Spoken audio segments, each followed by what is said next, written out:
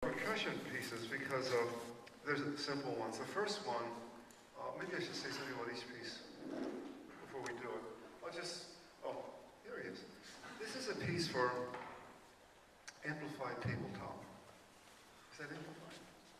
Yeah, it is. I wrote this in, we just looked at the date, it was 68, so it's quite an old piece. But it was a very important piece in my own work in that I was struggling with the idea of how to notate a piece of music that went on and on and on and on, because it could be very many pages. And if you were playing by yourself, how would you turn the pages? So I was trying to find a notation, a way of describing a piece. Would you show them, can you just show them what it looks like? Basically, it's an instructions. Now, it says, what it tells you, it says, these are these two rhythms, and combine them any way you want to. That was the instructions. Now, the problem with this piece turned out that I had a hard time registering the copyright, because the copyright office says it wasn't an original piece because it wasn't specific enough, which I thought was very unfair. Not that I would have made a lot of money on the piece, but I just liked the idea that I could copyright it, but it didn't. It says there's a copyright, but it may not really be legal. At any rate, so I used to play this piece, and you don't have to just use the tabletop, but we'll hear the tabletop first. Well, why don't we, and I asked, could you introduce yourself? Yeah, Daniel Heidman. Okay, Daniel. Did you want to say anything about before you play it? Okay, let's just go into it then.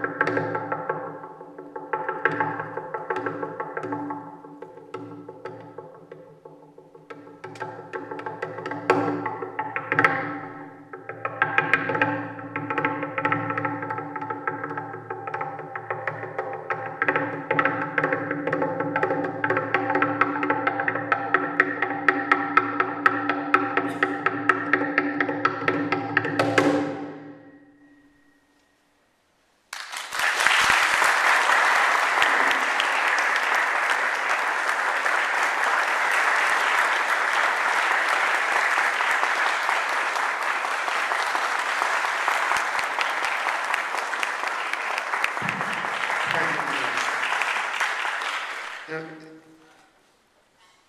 you're actually a percussionist. See, that's cheating. Because when I'm not a percussionist. No, I did do percussion as my second instrument when I was at the Peabody in Baltimore. But I was a very young kid then. But it's a beautiful interpretation of the piece. It's beautiful, really. I could go on longer for me, but it was about 3 minutes, 2 or 3 minutes, something like that. You got spaced out, right? Okay. It's a beautiful version of the piece. Thank you. Now, what I did besides doing it, I did it as an amplified tabletop because it was just kind of a nice idea. But I often would perform the piece just with my voice. I could go I would do it that way. So sometimes if I didn't have a tabletop, I would just would do a performance like that. But I think that's a beautiful. I don't really have very much to say about it except that I hope you go on playing it from time to time. Good. Does anybody have anything that they want to ask or say? What year are you and where are you from? Oh, I'm a second-year master's student, originally from Washington, D.C. Where'd you get your bachelor's degree? George Mason University. Yeah, I played down there. That's a good place. How do your knuckles feel? Okay. Well, I think Who's you your have. teacher? Right now it's Brett William Dietz. During my undergrad, it was John Kilkenny and Ken Harbison. Did you have to search out the right table? Yeah. Originally I was using one in the percussion studio, and it was just really rattling a lot. And then this one was in the hallway, so I.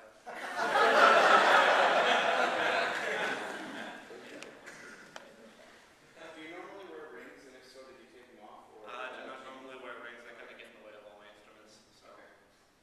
because that would change the sound and make it. Yeah. What was on the page? What was on the page?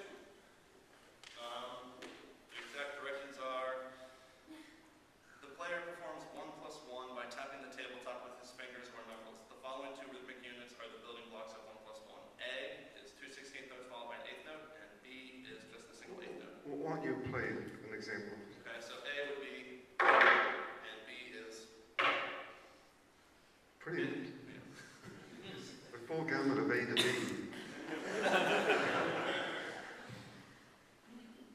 I'm curious, when you get your degree here, where will you go to work? I am actually staying here for my doctorate. Uh-huh. Okay, then when you run out of degrees, When I get I will hopefully get a job teaching college and spreading chamber music and solo music for percussion. the percussion ensembles is a growing